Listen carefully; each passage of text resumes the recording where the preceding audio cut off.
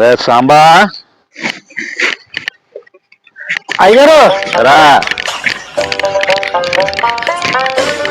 Tractor oil కుట్టించావా? అయ్యారు కొట్టాను అయ్యారు. పొలం ఏంట్రా మరీ ఎండిపోతున్నట్టు ఉంది. మోటార్ ఆన్ చేసావా? ఆన్ చేశాను అయ్యారు, పొద్దున్న ఆన్ చేశాను. చూస్తే గాని చేయట్లా, చూస్తున్నా.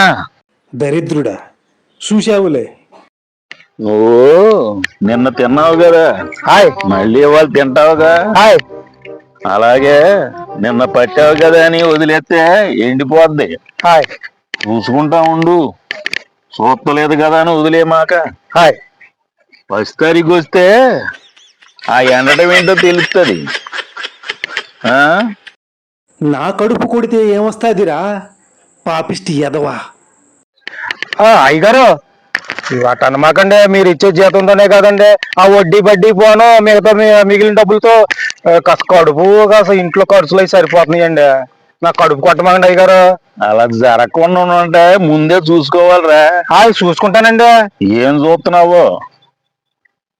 అరే సాంబా అయ్యగారు, పంచాయతీలకి ఎవరు పిలవట్లేదంటరా?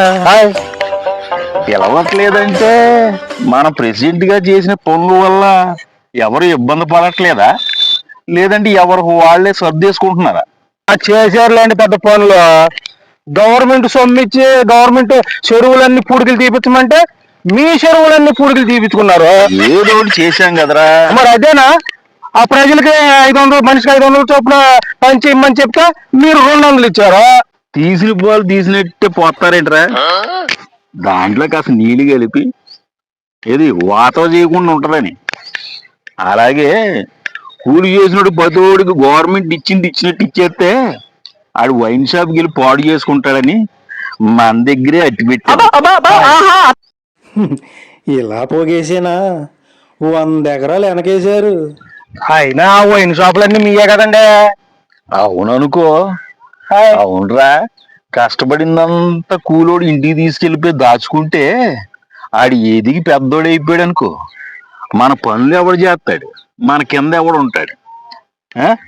అలాగే కూలోడు కూలి పని చేసుకుంటా ఉండాలా, మనం వాళ్ళని మెయింటైన్ చేస్తూ ఉండాలా. ఏం చెప్పావురా రాంబా? భగవంతుడు పూర్వం నుండి పెత్తందారులు వాళ్ళ పనులు వాళ్ళు చేసుకోలేరని నీలాంటి పుట్టించారా.